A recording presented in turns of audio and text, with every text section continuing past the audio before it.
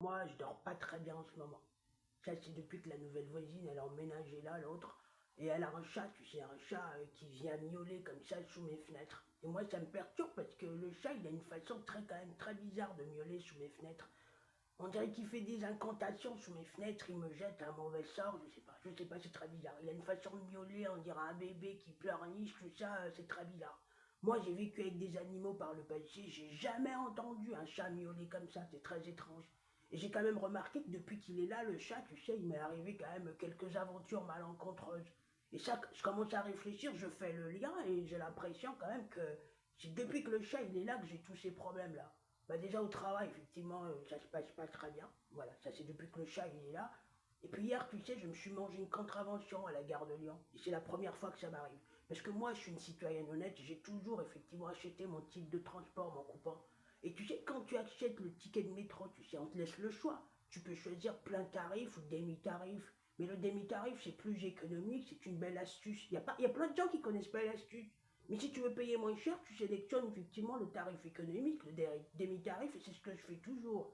Et donc hier, moi, je vois effectivement une lignée de contrôleurs qui barraient l'accès au tourniquet, et moi, je m'avance comme ça, gaillardement, parce que moi, j'ai rien à cacher, hein. Je suis une citoyenne honnête, consciencieuse et tout. Je présente mon coupon, et là, le mec, il valide, il dit Madame, votre ticket est valide, sauf que, effectivement, c'est pas adapté pour vous. Je dis Tiens donc, comment ça te fait? Il me dit Ça, c'est un tarif enfant, ça. Et vous êtes madame une personne adulte, il me dit. Bon là, je comprends pas ce qui se passe, je regarde les gens autour de moi, et là, je lui dis quand même, monsieur le contrôleur, avec tout le respect que je vous dois, et sauf erreur de ma part quand même, j'atteste sur l'honneur que je suis un enfant de Dieu, moi, j'ai tous mes sacrements.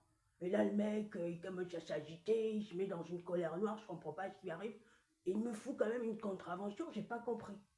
J'ai pas compris franchement ce qui s'est passé. Mais ça, c'est depuis que le chat il est là, tu sais, depuis qu'il fait des incantations sur mes fenêtres, c'est depuis qu'il est là qu'il m'arrive des trucs comme ça bizarres.